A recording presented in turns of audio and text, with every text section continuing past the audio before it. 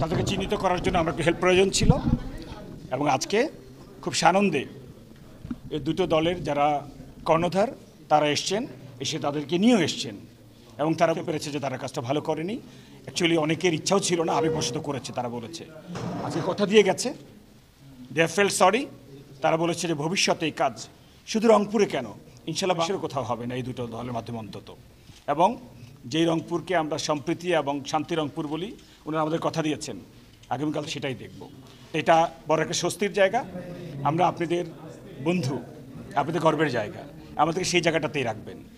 আপনারা যদি সব কিছু নিয়ম মাফিক চালান, আমাদের তেমন কিছু করতে হয় না।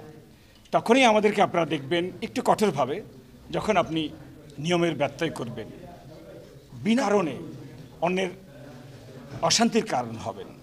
তো আজকে আমার খুব ভালো লেগেছে বিএনপি এবং এনসিপির কর্ণধাররা এসে আমাদেরকে বলেছেন এবং একটা সুন্দর একসঙ্গে চলার একটা সুন্দর সম্পর্কই আসলে কাম্য।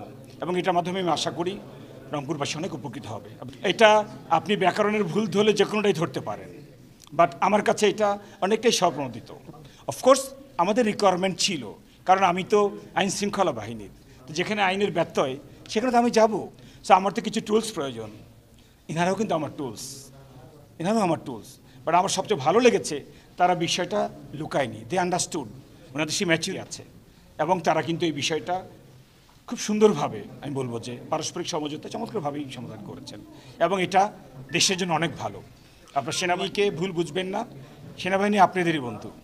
যদিও আমার মূল কাজ বাইরের শত্রু থেকে দেশে রক্ষা করা, বাট এখন প্রয়োজনে আমাকে ভেতরেও কিন্তু দায়িত্ব পালন করতে হচ্ছে এবং আমাদের ছেলেরা কিন্তু নিরলসভাবে দেখছেন লম্বা সময় ধরে ধৈর্যের সঙ্গে কাজগুলো করে যাচ্ছে।